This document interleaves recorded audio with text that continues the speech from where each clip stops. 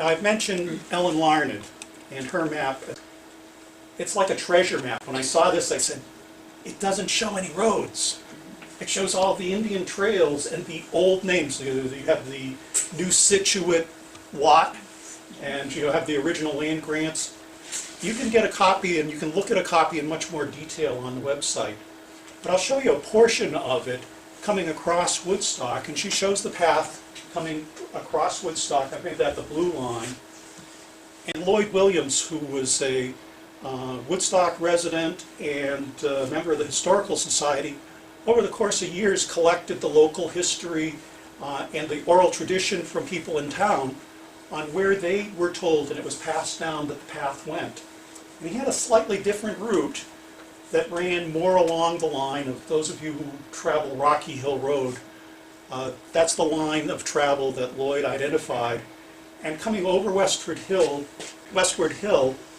that portion is now part of the National Register of Historic Places. But it continues along the line of Rocky Hill Road out to Crystal Pond. So they're different routes, but they converged with the target of Crystal Pond. And I thought I'd show you just real quickly so you can kind of visualize how this works. If we're coming west on Rocky Hill Road, well, they went kind of straight across Hopkins Hill, and there is an old roadway down in there that's been forgotten. And it's leading down to Barlow Cemetery, County Road here in Eastford, at a place where the old Child's Tavern was placed on the old Connecticut path, crosses over Dean Hill through the woods, and right about where Hopkins Road is, if you go up 198 here, right there is where it came across. And that, I think, is where Ellen Larned's route came together, right in that vicinity. And here's why.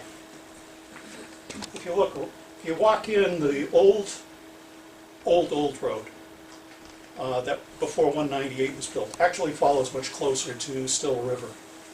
And just a short distance up, directly opposite Hawkins Road, there's a bridge abutment going across the river. And about 500 feet up the river, there's another bridge coming in a diagonal. And on the opposite shore, the west side, both old roadways, they're just barely a trace. They come together and they point directly towards going up to Crystal Pond.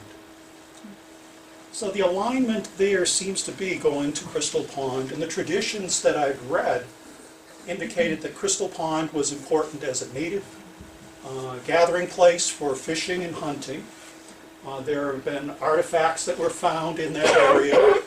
Even caches of Indian corn were found by the early settlers there that had been buried in the ground for storage. So it would be a likely stop along the way on a long-distance path. For more information, visit the Old Connecticut Path website